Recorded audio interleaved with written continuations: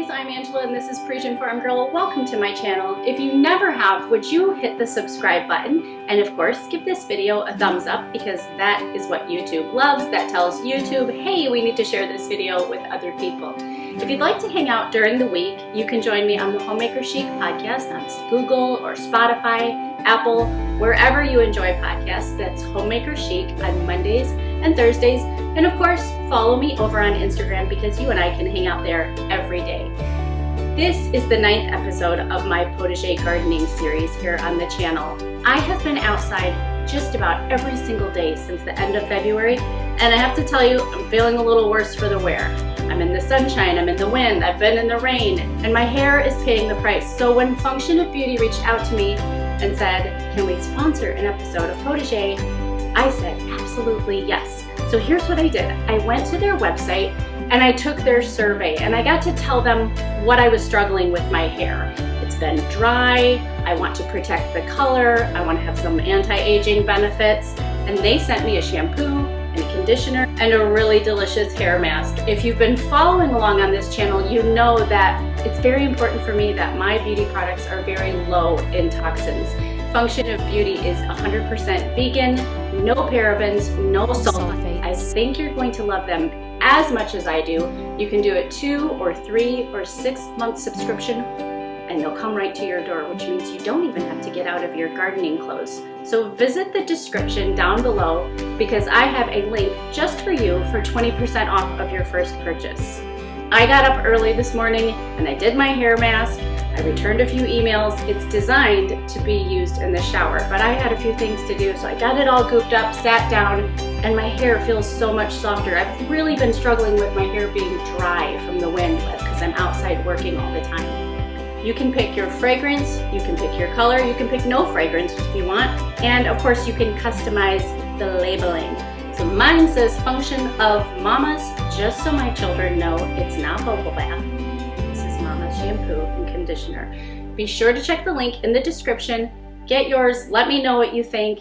And now I need to head outside and cut some roses. We had a thunderstorm move in last night and some of my roses are looking like my hair was, a little worse for the wear. So I'm going to get them cleaned up so they can take that energy and do what they need to do to get ready for the end of July, which is really where my garden peaks. So I thought I'd bring them inside, share with you some of my tips on flower arranging, how I keep my flowers fresh and fabulous, even in this incredible heat that we're having in Door County.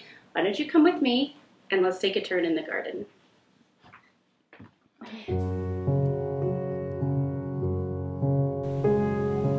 I've made a huge transition going from Zone 5 to going to Zone 5B. I know that doesn't sound like a big deal, but it really is. It's really called on me to be patient and to wait for the garden to come into its own. So it's the second week of July and it's finally happening. My roses are bursting and I'm just going to trim back some of the more beautiful blooms. Of course, I'll take care of some of the pests like hand picking off Japanese beetles as needed every morning. But I'm going to trim back some of the beautiful blooms, bring them in the house.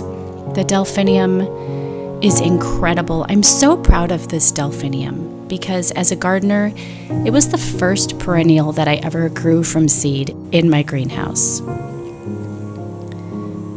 I'm going to bring some of the roses inside, trim back the spent roses because the rest of my garden will peak in about 2 or 2.5 weeks towards the end of July, beginning of August. And I want to give those roses a chance to reboot so they can be a part of the garden peaking. Today, filming was a little bit different for me. Filming in full sunlight is not my favorite. And we're experimenting with a new camera, as you can see. But it was the perfect opportunity to tend to the roses, to bring in some herbs. And I've been wanting to share with you a few of the ways that I keep my flowers fresh and enjoyable when I bring them inside, because that is the whole purpose of a garden, isn't it?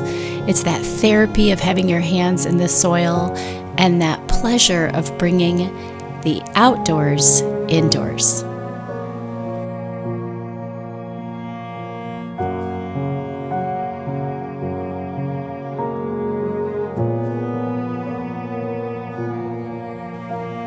The first thing I do when I bring my flowers in, if I'm not using a flower bucket outside, is I'll put them in some cold water.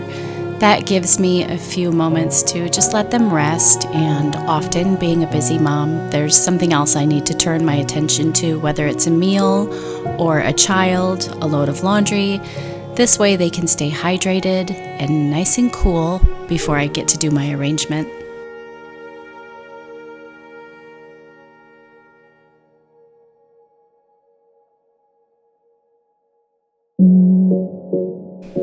There are many ways to keep your flowers fresh, and adding a little bit of sugar or a little bit of sugar and apple cider vinegar.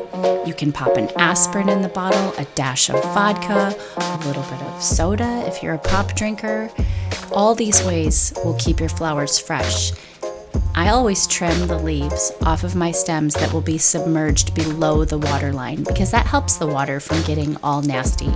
And of course, I change the water every couple days. Just like a florist, I take my arrangements off of my kitchen counter or my nightstand or the coffee table, wherever they are throughout the house, and I put them in the cooler for the evening. So we have a walk-in cooler, but you can just clear a space in your refrigerator, set your flowers there for the overnight, and bring them out the next morning. It'll keep them fresh and beautiful. Change the water every couple days, and your flowers will last you all week long. If you are selecting flowers from the farmer's market or even from the grocery store checkout lane, be sure to pick the ones that haven't opened up all the way, because that's going to give you maximum longevity. I always pick my roses nice and tight. I pick flowers that have buds on them that haven't unfurled all the way. They will do their thing on your kitchen counter. Be sure to still use cold water, feed them properly. Those are my favorite tricks for getting flowers to last within the house. And of course, I love to pick quirky little objects to put my flowers in, like this tiny little salvaged vase from a tip in Great Britain. I love it. It's chinoise. It goes beautifully with my kitchen. And I have a dear friend who gave me that copper pot. I thought it was perfect for putting flowers in because it has the handle and I can just carry it around the house. You'll see I'm adding some delphinium that haven't bloomed all the way, a few black pansies for an interesting arrangement that will go in the powder room.